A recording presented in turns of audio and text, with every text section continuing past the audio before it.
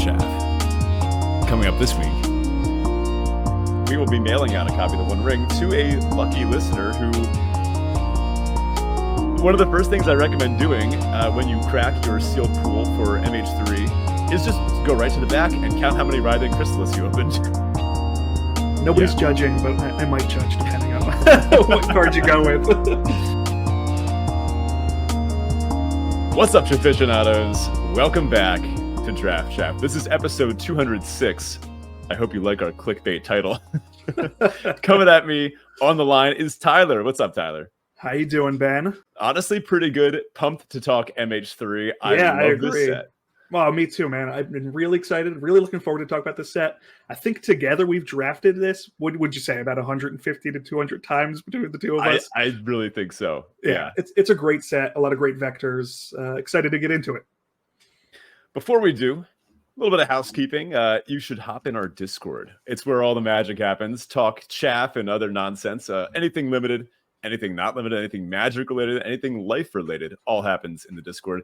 Hop in there, hang out with us. We've got channels, including for our bounty boards, which will be resuming. We took it off for MH3. Honestly, there's just too much nonsense to do. But our little achievements and don't you want packs mailed right to you just for doing cool stuff you want to do in the format anyway? Hop in there. Make sure you're ready for our bounties for Bloomborough. Big thank you to our patrons. Patrons, y'all are the best. Check out our Patreon. We got some cool perks over there. Patreon is actually going to support the bounty boards. That's sort of how that works. The money that we get goes right back to you in the form of packs. Good way to do things, right? And of course, you can always follow us on other social media. Check out our Twitter. Check out our Reddit. I think we have a Reddit. Soon to come, Instagram and Reddit. Yeah, we got to get those running again. Okay. This episode, we actually have a cool announcement. We're doing a little bit of a giveaway. We're actually giving away something pretty significant to, I guess, welcome Tyler and really celebrate our show's revitalization. We're giving away a copy of the One Ring. It's actually the foil bundle copy. And you know what? I'm going to toss in the other three cards. It's Gollum, Sam, and Frodo. It makes sense. I got to keep the four of them together. We are going to give away this packet of cards, including the One Ring, which is currently like $120. This is pre-ban.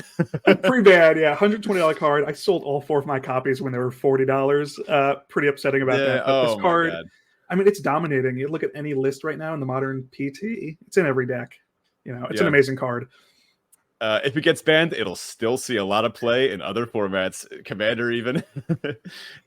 People always need their One Ring. But we will be mailing out a copy of the One Ring to a lucky listener who, well, we got to hook you a little bit. We're not going to tell you exactly how to win yet. You got to keep listening to the episode. I mean, maybe you can scan through it and find. But honestly, don't you want to listen to this episode anyway? We're telling you how to win boxes of MH3 in the upcoming box giveaway, the Arena Direct, which... I mean, I've already won 4 boxes on the last one, so I've got a little bit of know-how, a little bit of experience with this. I just say stick around, and then you can not only win some boxes of MH3, but maybe even win a One Ring as well. Before all that nonsense, let's hop into a crack a draft. All right, we're going to start with a pack one, pick one, Modern Horizons 3, great set. It's only a one rare pack, which feels kind of bad with these play boosters, but we have an Echoes of Eternity. It's not a great limited card. It's pretty funny if you get it to go off, but it's kind of a 6-mana do nothing, in my opinion. How do you feel about that card, Ben? I, for the most part, agree. I definitely think there's homes for it. I would not take it first pick. Didn't you have one of these in your F&M deck the other day? I did, yeah. Me and Ben did a Friday Night Magic draft, which Ben, of course, went 3-0 in, but no humble brag. And I did, yeah. And honestly, I never played it. I think I only took it because I was in the Eldrazi deck and I needed some cards. And another card that's great for the Eldrazi deck in this pack is Kozilek's Unsealing, which is Ancestral Recall for any card over 7 mana. But it'll also create you the Scions and the Spawns to help ramp into those late game cards. Then, I mean, if we go to the commons, there's a lot of great commons in this pack. We have a Horrific Assault, which is an amazing bite card. We also have a Nightseed Dryad, which is just, I mean, it's a mana dork with Death Touch. Can't really ask for more on those types of cards. One of the better ones we've seen in recent years, yeah. Definitely, yeah. The fact that it taps for colorless and one mana or one mana any color is great. what are you thinking out of this pack? I mean, Horrific Assault is just a great card in my opinion. I might take it here.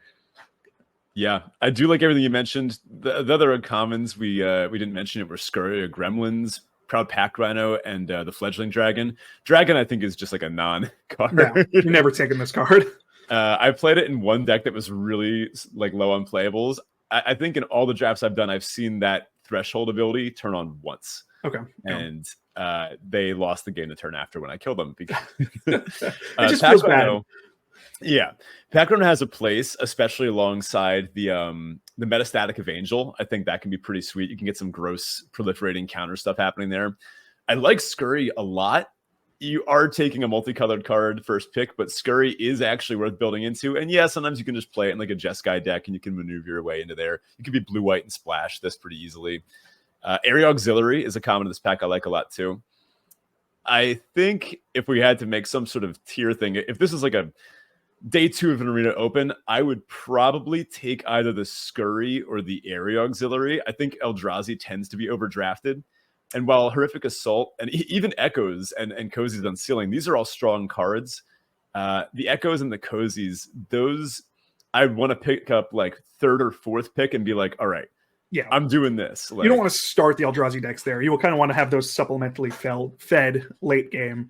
Yeah, I do like Scurry. It's a build around card, but if you're able to get one of the decks working with this, I mean, it can generate a ton of energy. Yeah, I agree. What was the other card you said you'd do? Yeah, the Area Auxiliary. Okay, yeah, another great bolster basically, or support counter synergy. Yeah. Mm-hmm. Yeah, I think this is actually one of the ways that you can sort of break the counters deck is with the Auxiliary, getting 2 targeted counter placements, putting it something like on the, what is it, Fetid Goliath, whatever that thing is, the 5 mana 4/4, whenever a counter's put on it, you draw, or on the Witness, if you put a counter on it, get something back from the graveyard. This is how you sort of break those strategies with the Auxiliary. And that deck is probably one of the most open decks currently. People just don't really draft it as much as they do, say, Energy or Eldrazi or weird red-blue hybrids of both. We're in Modern Horizons 3. People want to play the big dumb Eldrazi stuff, and that makes sense. But I agree that like the black, white, green decks, basically all the modified decks, I agree are kind of undervalued, but they can really pop off. The Auxiliary really works well with those adapts, especially if you already have adapted them. Just adding that additional counter, getting those additional triggers is a great card. I think personally I would take the Auxiliary, but I would not fault anyone for taking Scurry or Assault over it. Yeah, I just love Assault so much, but again. Yeah. All right, with that out of the way, let's get to some clickbait. I mean, how to win Modern Horizons 3 boxes. So I won 4 of these boxes in the last event. It was a really cool event. I love playing on Arena and getting stuff mailed to my door.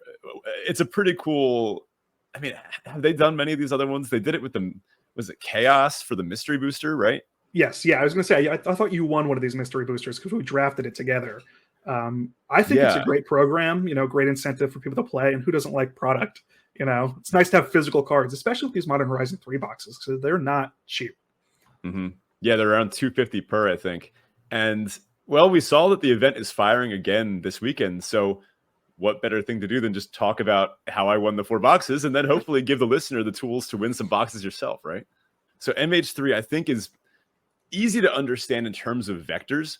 And for those that aren't familiar with vector theory, it's the way that we here at Draft Chaff build, draft, make sealed pools, even play out our games, ensuring that all aspects of a limited format are going according to a given plan. So here's the basics. A card has a vector and a strength, and it's your job to combine cards such that their vectors add with each other to make the maximum strength vector in a certain direction and hope that it's better than whatever your opponent is trying to do. And you should let this inform your drafting, your deck building, even your gameplay decisions. So say take like a red-green Eldrazi in this format. Red-green Eldrazi is different than, say, like a blue-green Eldrazi deck. And yes, there are many hybrids in between, but let's just take like a 2-color version. A red-green deck, these tend to want to convert spawn tokens into counters, into a power on board, such as everybody's favorite writhing Chris. Titan's Vanguard, Progenitor Drone, these let you buff all these. Now, Blue-Green Eldrazi isn't as interested in putting counters on them. They're more interested in spending that mana. Think like Depth Defiler, Wastegate, Battle Mage, these expensive effects that have really impactful presence on the board, in those two cases, bouncing something. So you want to make sure that your deck is aligned with the vector that you're trying to achieve. Now, that's not to say you couldn't make a good Temur Eldrazi deck, but if you're playing a red-green deck, maybe you want to think like, do I want to sack this spawn to cast this card ahead of schedule when I have 2 Titans Vanguard in my deck? Probably not, because you'd probably rather be putting counters on that thing and attacking. You want to best make sure you're maximizing your deck's vector. We can also talk about the Jeskai vectors here too. The energy decks, you want to kind of care about how you're building energy and the payoffs for these energy, and like your long-term goals. There's a lot of great signpost uncommons for this.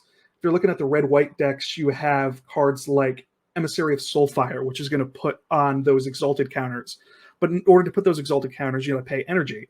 You have to utilize your resources a little better in these vectors, but the payoff I've seen is kind of crazy, especially in draft. Like, you can't really make these vectors work in sealed, but the energy vector in draft has been insane. And there's been some decks that I've just gotten run over with. They've made 20, 25 energy in a game, which is insane, for a limited format. Mm-hmm. And sometimes if you do run into an opponent, or even if you yourself spot that your sealed pool has just a busted energy thing going on, most sealed decks won't be able to adhere as tightly to these vectors. But in draft, you can get these very synergistic decks where like every single card says energy on it. That doesn't tend to happen just because of the way the packs crack. But if you spot that, you probably should go into it, even if maybe the cards don't seem like the highest quality, because of that bump you're getting from the synergy, they'll probably be better. There's some great cards too, like the Amulet that lets you exile the top for paying energy. Like even if you're not in the energy vector, that card just it works, Yeah. And the signpost uncommons, these tend to be a good way of finding out what a certain vector is, at least what WotC thinks that color pair likely has as a vector built in. Sometimes it's not always accurate, but in sealed, you need to figure out what the best vectors you can draw from your pool are. And there are even some sort of like hidden ones, maybe Blue-Black Sacrifice, I think is a good one, that are supported by cards at higher rarities. In the case of Blue-Black, things like Chthonian Nightmare, Victimize, Wormcoil Lava, uncommons and rares that might enable a certain strategy that isn't supported at the common level, but you want to know how to draft it or build a sealed deck around it when it arises.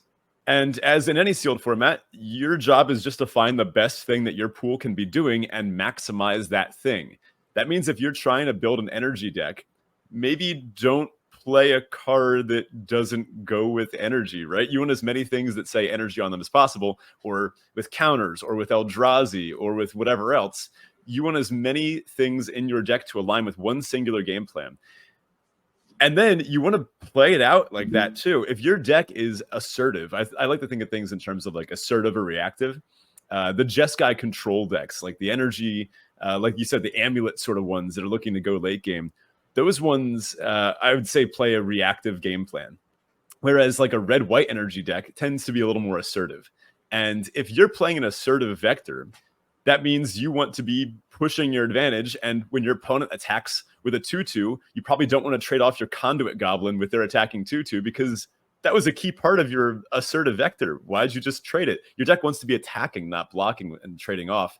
Whereas a reactive deck, maybe if you're playing a Jeskai energy deck and you know that your late game has something stupid in it. Maybe you have like the Shadow of the Second Sons or something, like a way to just draw massive card advantage, or like if you survive long enough, you'll win. Maybe if you have like a Crabomination or even one of the Eldrazi Titans, then you're incentivized to trade things off because your game plan is to go long.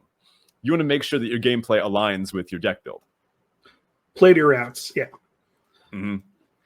And time for some full disclosure. I won 4 boxes. I missed 3 win-ins for a box.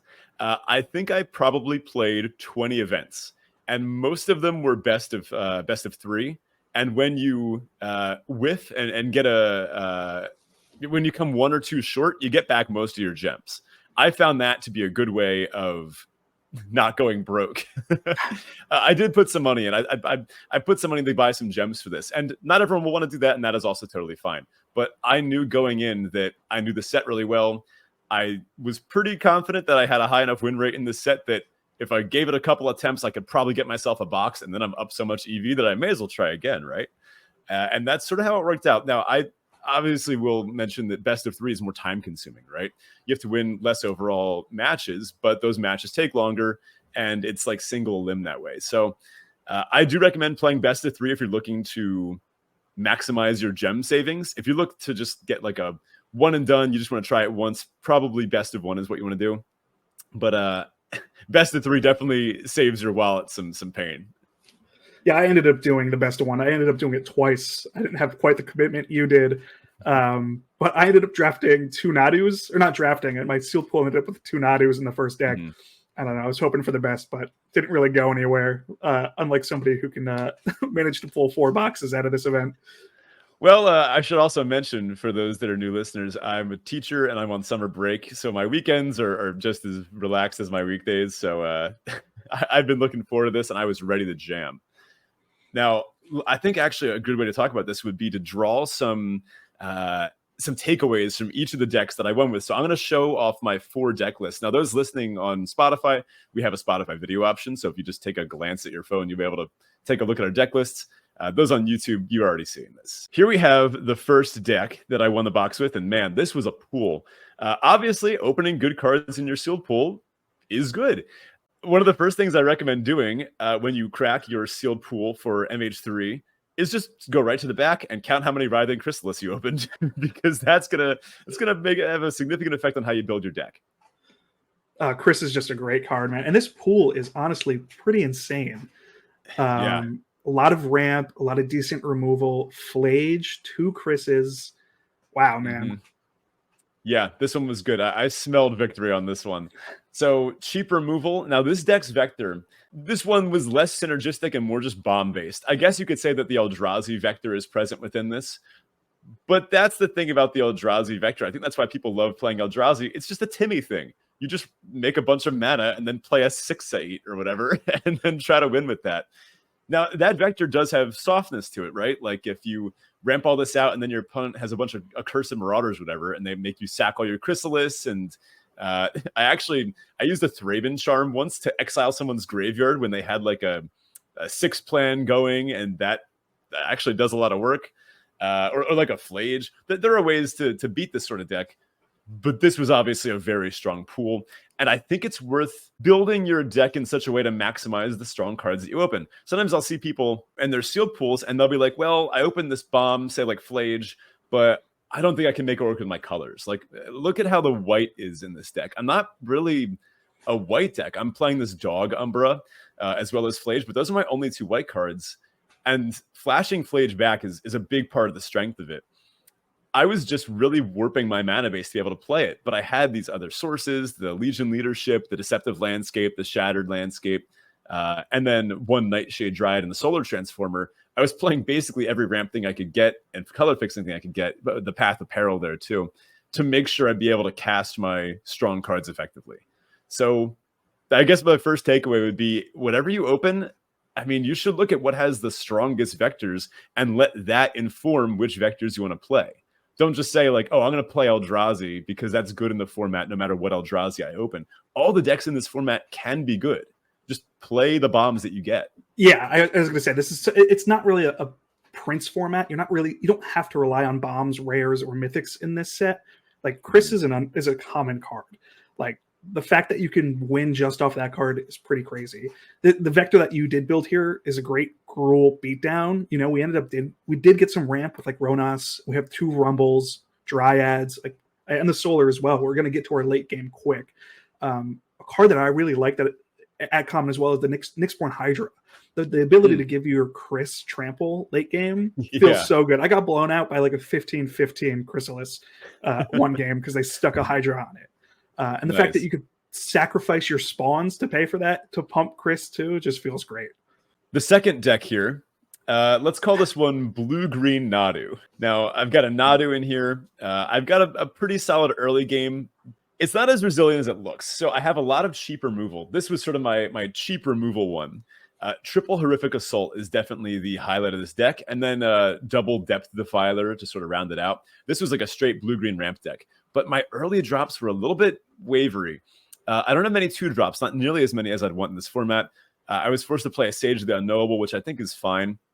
But I have a Sage, Basking Brood Scale, a Nightshade Dryad, and then can you even really count Wastegate Battle Mage as a 2-drop? I don't think so. Now, these cheap creatures maybe a little bit lacking, but I was able to incorporate other stuff to help and flesh it out. Aether Spike, the counter spell that helps. Double Collective Resistance. I don't like this card very much, but sometimes if your opponent is playing red-white, they might just happen to play like a Molten Gatekeeper or something, and then you manage to snipe that with the Collective Resistance. Or like the Hydra, that's an enchantment, so you can get that with the Collective Resistance. Being clever about how you remove their stuff. And then this one was just survive. If you could survive to the mid to late game, the Depth Defilers would start to take over, and then a Nadu plus a Horrific Assault will do good work too. Yeah, I feel like Collective Resistance kind of underplayed. I think there is enough artifacts and enchantments in this to make it viable, especially having Nadu out to it, targeting your creature to give it indestructible hexproof is always great. Yeah. And then Sage, again, Sage is just great ramp in my opinion. An 0-4 body in this format feels pretty good too. It's an early game blocker, and it's going to ramp you out to your big Eldrazi late game.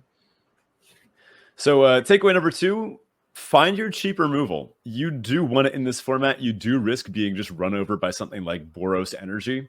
My third deck, this was a sort of green-white, but also splashing around for a whole bunch of nonsense. I was green-white splashing both a single Writhing Chrysalis and a Genku Future Shaper. So this one, I think the biggest takeaway from this deck list is MDFCs. I was playing 5 MDFCs in this deck, and, playing 20 lands is awesome. You never miss a land drop, but playing 25 spells is also awesome. You never run out of gas. And I did have some extra bonus with this deck. I had a Guide of Souls, one of the best cards in the format. So I was looking to maximize that. Even playing 2 Hexgold Slith, which I don't think is the best card in the set. I like a lot of the other 2-drop energy cards more. But when you have a Guide of Souls, you just want a 2-drop that makes 2 energy, and then you can immediately pump the Guide of Souls on turn 2 in some cases to make it a 3/4 flyer, and then it dodges a lot of the key removal spells. Yeah, this is such an interesting format. This is almost like an oops all spells deck, which is pretty funny for a sealed pool. These flip cards are just great. I've gotten blown out by Legion's Leadership too many times in this format. People just tend to forget about them. All around a great deck. Genku is also great with the landscapes. Because you sacrifice, you get your token that way as well. Yeah, these decks are so interesting because I would never think to go so far into a 4-color deck if I'm building a sealed pool. I'm so hyper fixated on just focusing on my best vector in the 2 colors, but you seem to make it work. And I think the flexibility with the MH3 flip lands and landscapes makes it really possible. Yeah, this one, I think what I want to highlight is these MDFCs, but also ways to really abuse them. There's a lot of decks in this format, a lot of vectors that are able to come up with a way of drawing a second card per turn. And you could think like the Amulet, as we already mentioned. That one literally draws you a second card each turn if you're, making a ton of energy. But one other thing that we can do is use this Essence Reliquary in this deck to bounce MDFCs that we've played as lands and then get them back as spells in the late game. So because of that, if you have like a Drowner of Truth in your opening hand, you never even have to think, do I want to play this as a land or not? You just slam it as a land, and you say, with my Essence Reliquary, eventually I'll draw it. Eventually I'll have a late game 7/6. Such a good tech. Yeah, I would never even have thought about that, to bounce the flips back. So much value there. And that also works really well with Genku. It also really works well with Ajani Fells the Godsire. That plus Essence Reliquary is a nasty combo. Is Genku die or leave the battlefield? I don't think I realized it was... Just leave. Oh, yeah. Wow. Yeah, that really does work. That's so interesting. Yeah. And then bouncing something like even like a Basking Brood Scale to retrigger that a bunch of times, or a Mandibular Kite, or a Static Prison, even a Hexgold Slith to just churn up some energy, or an Aerial Auxiliary to put more counters. I like this deck a lot. One other little hidden synergy I'd like to point out, I've had Path of Annihilation and Genku work really well together. Path just asks, what can you do with a whole lot of mana? And Genku says, I want to spend a whole lot of mana to put counters on all my stuff. Path also makes 2 Scions. So then you start tapping them to put counters on everything, which puts a counter on the Basking Brood scale, which makes another spawn, which then, I mean, you just start going off with Genku in the path. I really like that 2-card combo a lot. My final one here was, I think, the one that you said was the most ridiculous. Yeah, it was that Arna in there, or what's that Esper card there right now? Yeah, that is an Arna Kennerud, Sky Captain, I think. I'm playing in this one black-green, splashing Arna Kennerud, and for good reason. So this one, I think, emphasizes building towards your vector the most. This is a black-green counters deck. So I have double expanding Ooze, I have Signature Slam, Basking Brood Skill, Propagator Drone, all these cards that care about counters. But then I'm dipping into white for some interesting ones. Envoy of the Ancestors, Proud Pack Rhino, and Guardian of the Forgotten. These cards all want things that are modified, or in the case of Proud Pack Rhino, specifically counters. Other things that are in here, like the Dream Drinker Vampire, the Fetid Gargantua, these sort of work along that modified or counters vector as well. And then we've just got a couple other good cards in here. I've got a Toxic Deluge. I have 3 MDFCs, the Stump Stomp, Witch Enchanter, and Waterlogged Teachings, which are mostly just for fixing. But then I have so many fetch lands. I have 6 fetch lands in this deck. And that was a great, I mean, that enabled this to happen. So without those fetch lands, I never could have played Arna, which, yes, is an Esper card. And it's basically just like an Esper, I don't know, Sarah Angel with lifelink if you're not doing a counters thing. It does have ward for sack of permanent, I think. So it's a good card. But if you can really maximize that and have it start triggering, putting extra counters on your creatures that attack, then Expanding Ooze gets massive. The creature that you targeted Signature Slam with gets massive. Your Dream Drinker Vampire, your Envoy of the Ancestors gets massive. Then when they have to kill that stuff, your Guardian of the Forgotten starts triggering. And then Fetid Gargantua starts triggering again. You really want to make sure all the cards in your deck are happy working with all the other cards in your deck. Now, say I just had like a random energy common in this deck. Say even like a good one, something like Hexgold Slith, for example. Maybe I would have played one of those just so I could get a counter on it and start attacking. But that random energy card doesn't vibe as well with all these other cards that really just want things to be modified with no other cost. Like, just come in with counters on it, place counters on things, have ways of putting counters on other things like the drone or expanding oozes or whatever. So this vector, I think, was perfectly all pointing in one direction. And yeah, the Arna looks a little bizarre in a black-green deck, right? But I don't think it's that bizarre when you build a deck in terms of a vector instead of a color pair. If you're playing like a black-green deck and you're just thinking, I'm going to put every black and green card in my pool in this deck and just hope it comes out good, you're going to have black cards that care about the graveyard. You're going to have black cards that care about drawing 3 cards a turn. That doesn't vibe with what black-green is trying to do in my deck. Yeah, Arna's such an interesting choice too, because if you're looking at it from a complete like vector standpoint, it's an amazing card in this deck. But the fact that like the true modified like color vector for this set is Abzan, it's a little strange to see this Arna at Esper, but yeah, it does some wacky stuff. I was able to get one to like a 15/15. And then with the Proud Pack Rhino, I was able to get like over 3 shield counters on it. Like, there's just so much synergy. So hopefully this has been an informative, just a look into some trophies that did successfully win a box. Honestly, listener, I want to hear you win a box too. Let us know in Discord what you win. We had some other people having great success in Discord. So let us know. We love celebrating our aficionados. We love winning out here. Speaking of Discord, Ben, maybe we should bring up that giveaway again. Yeah, I think it's time. I think it's about time for that. So, listener, if you would like to get your hands on a One Ring mailed directly to you, all you got to do is hop in Discord, hop in Gen Chat, and tell us what's your favorite Magic card and why. Maybe it's got sentimental value. Maybe it's just a card you love playing. Maybe it's a specific card. I know, Tyler, last week you were telling us about Deadly Recluse. Yes. I think that's actually a card we both love a lot. So whatever it is for you, listener, hop in general and let us know. And the winner will be announced in Discord. And you got to be in the Discord to make sure you hear the winner. So get on in there. And looking forward to seeing all your favorite cards. Nobody's judging, but I might judge depending on what card you go with. Yeah, I guess we should talk about the latest PT Amsterdam. I mean, we can call it Nadu Summer if you want. Yeah. Yeah, I mean, top 8, 5 out of the 8 top decks was Nadu. Specifically, Bant Nadu seems to be dominating. It's a crazy card. We're recording this, July 8th. I keep refreshing the Magic Arena or Magic website to see the new ban list. I'm thinking Nadu's going to be on there. Or at least some of the cards that play with it, like Shuku. I don't know. How do you feel about it? How do you feel about the whole modern format right now? I do like playing Modern. I'm a little sad that Scam's gone. well, I guess I'm more for the entire format. I mean, if you looked at Modern results from 2 years ago, the format would be unrecognizable, and basically none of those decks are playable. I saw some commentary floating around that it's kind of funny with this new introduction of what's the thing they're adding to Standard? The non-rotating thing? The Foundations. Foundations. Yeah. They've decided that Standard is going to be a functionally non-rotating format, but Modern is going to rotate every 2 years when they just print a bunch of busted cards. We're flipping the formats here. Yeah, like the idea of Modern was that you're supposed to be able to play with the cards that you've loved from years past. It's the best of the best in the modern ages. It's not going to break the bank like Vintage will. It's going to be expensive, but you might just have these cards from your old Standard collections, and there's good cards in here you enjoy playing.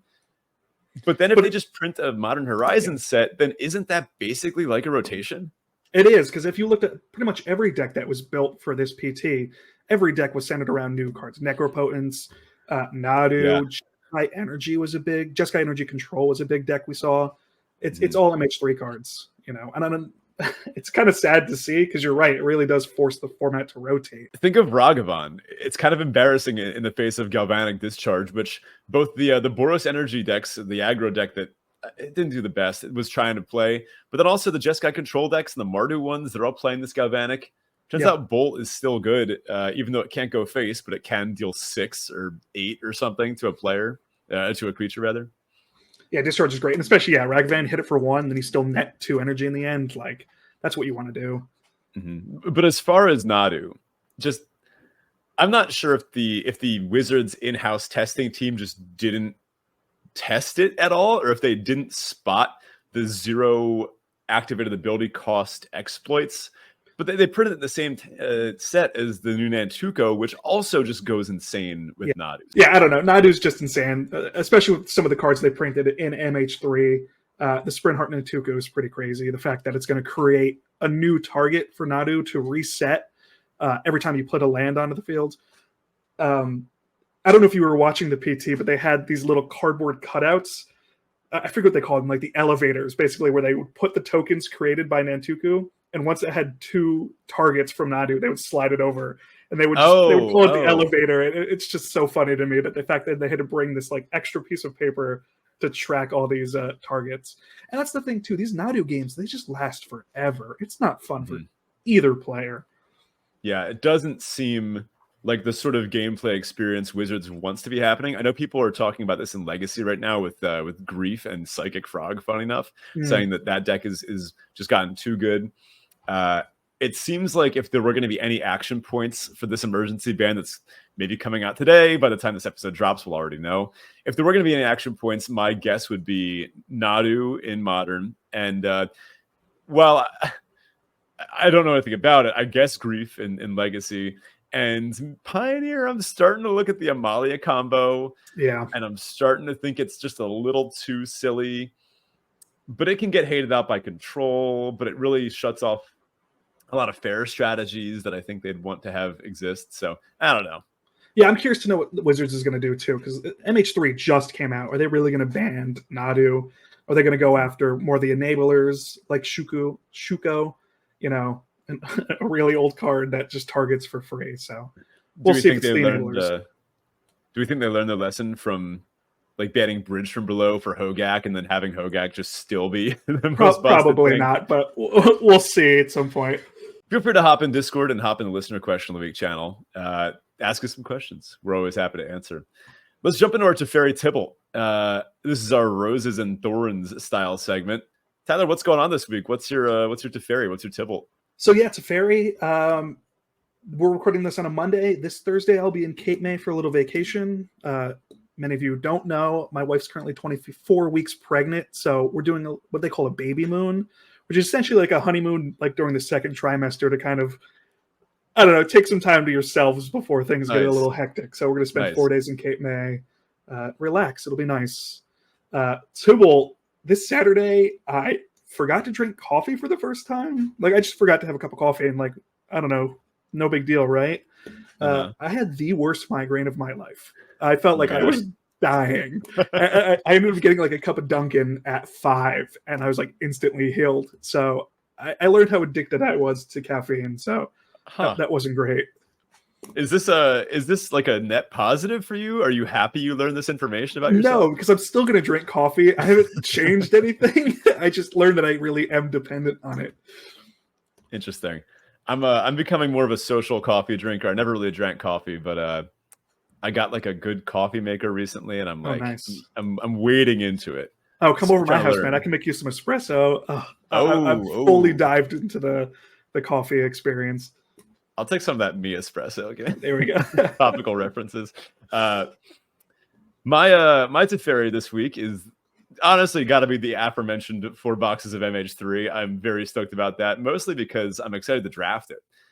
We'll probably have a get together at some point. I'm sure you'll be in to draft some of this. I don't know if we're going to draft all 4 boxes. I might just crack 1 or 2 for fun. Maybe set one aside as like a long-term investment. Sell it. It's probably the way to go. We're going to put it. I'm going to be so tempted, but plus I need psychic frogs for modern. I'm building the Kai Bude list. Well, actually, I think it was Matt Sperling who played it, and then Kai barred it for the PTQ and then won because Kai's the GOAT. So those borderless psychic frogs, man, are like probably one of the prettiest cards now. You know what I mean? Yeah, you gotta open and try to pull one. Surely there's one of those. There's like $15 right now. I can just open the 4 boxes, and surely there's one in there. Oh, of course. Yeah, there's a playset in there. My Tybalt, I scrubbed out of the RCQ yesterday. I was playing Pioneer, and I won the first match, and I was like, yes, it always feels so good to win the first match. Just 2 more, you're locked for top 8. That was the only match I won all day. I got stomped by mono green, which is usually a great matchup for humans, but I took out my Brave the Elements, which that's the 1 mana instant that gives white creatures pro a color. Usually if you have 4 Brave the Elements in your main deck, you're insulated from mono green. You just draw 1 and you attack for lethal at some point. I went down to 2 and I put them in the sideboard, and I regretted it. Yeah, that's how that works. And so something actually funny happened. So I was checking out. This was at Nemesis in Lafayette, in New Jersey. That is in Lafayette, right? It is Lafayette. Yeah, they moved recently. Yeah. Yeah. So I was checking out, and I was picking up a bunch of stuff for that Sperling Bude deck, the Esper Rescaminator for modern for the next RCQ season. I'm hoping that deck stays legal. If they ban Grief, I don't know if it could survive that, but they can't ban Grief. I love Grief. No, I don't think they banned Grief. Did Grief really make an appearance at this last PT? I can't think of any decks off the top of my head that played it. In the Necrodominance deck, it was pretty. Oh, you know what? Okay, that's fair. I didn't pay too much close attention because Necrodominance scares me as a card. it is a scary Magic card. I don't like thinking about it. I don't like reading it, but too much. Anyway, as long as it survives, that's what I'll be playing. And I was checking out, and someone at the shop comes over and he's like, I think we both have a problem. And I was like, what do you mean? You don't like my deck choice? And he goes, no, well, I see you put down for 4 Atraxas, but you got the Atraxa Praetor's Voice. And that is not Atraxa Grand Unifier. I had thought, I didn't even look at what I just saw Atraxa, 4 of them. I thought it was a special art one with like the cool Nuka Penna art, but I didn't realize that was the 4/4 commander card. Yeah. And the person at the shop knew that I mostly played draft and then got a little spiky. So he was like, I don't think you want 4 copies of this commander, right? And I was like, no, that's yeah, thanks for catching that. But then he didn't have my Grizzlebrand, so we both had issue. It was a funny encounter. So Tybalt turned into Teferi. How about that? With that, thanks for listening. And as always, we got to remind you, hop on the Discord. You especially want to be in there to join for this this One Ring giveaway. Make sure you hop in, Jen. Let us know what your favorite card is. We might even kick things off, although we won't be entered. I guess that'd be. We could start the discussion though. Yeah, we'll get the ball rolling. patrons, thank you as always. If you want to support this nonsense on Patreon, hop over to patreon.com/draftchaffpod. Tons of cool tiers over there, including our stickers, which are coming out. I have these. Actually, I've got them right here. Look how cute the armadillo stickers turned out. Those look great. Isn't that adorable? The armadillo or in a cowboy hat. I gotta get me one of those. Yeah. I'll give you a bunch. We can give them out too. But anywho, patrons as always, thank you. Oh, and patrons, by the way, check out the pre-show this week. It is a wild one. A nail biter, to be sure. That's good gameplay. Yeah. And as always, you can follow us on Twitter and Reddit. Soon to be Reddit and Instagram, hopefully. Give us a minute on that one. Thanks for listening and happy drafting. Okay, quick little tidbit here. Yeah. I went to a surprise Twilight-themed birthday party over the weekend. Interesting. And I have never seen the Twilight movies. That's probably okay. Good start. This was a viewing party. It was pretty cool. It was in like a backyard in Brooklyn. They like got a big screen and had like a tent set up and food, and it was nice. And we were watching the second Twilight. That's the one where the werewolf Jacob shows up and starts like. For somebody who's never seen it, you do know a lot, it seems. Well, here's the thing. I don't know anything about Twilight. I do know an awful lot about vampires and mythical creatures. I know my lore. I know what vampires and exactly. I'm well versed. So I'm thinking like, all right, they can fly. They might have lifelink. I don't know. They do all sorts of stuff. The vampires in Twilight are very different. Are you familiar? Have you read or seen the movies? I mean, I've heard like the sparkling and things like that, but that's as far as my knowledge goes. The Twilight vampires. It's interesting. I have some issues with their world building, but my understanding of vampires was that they're all at least a little bit sexy, right? Like they're at least a little bit sensual, or like maybe not full on. Like, I mean, look at Soren, man. I mean, you can't go wrong. Yeah. Like there's an element of like of flair and finesse, and I wasn't sure how okay. So what it came down to was I was asked to take part in a live stage recap of the first Twilight movie as like a joke before we watched the second one. The birthday girl was like, all right, everyone come on, get up. We'll act out the first one for those that don't know it. And they were like, Ben, come on up. You're going to act as, I forget who it was, but an evil vampire. So I get up there and I'm this like, I'm this over the top, like, I'm like, I want to suck your blood. I'm like a flamboyant over the top, like, and apparently it was actually very accurate. Oh, really? Okay. So not a lot of overlap between my magic knowledge of vampires and Twilight vampires, but my interest is piqued. And plus, they naturally are enemies of the werewolves, which is that a thing in magic? I don't know if they get along.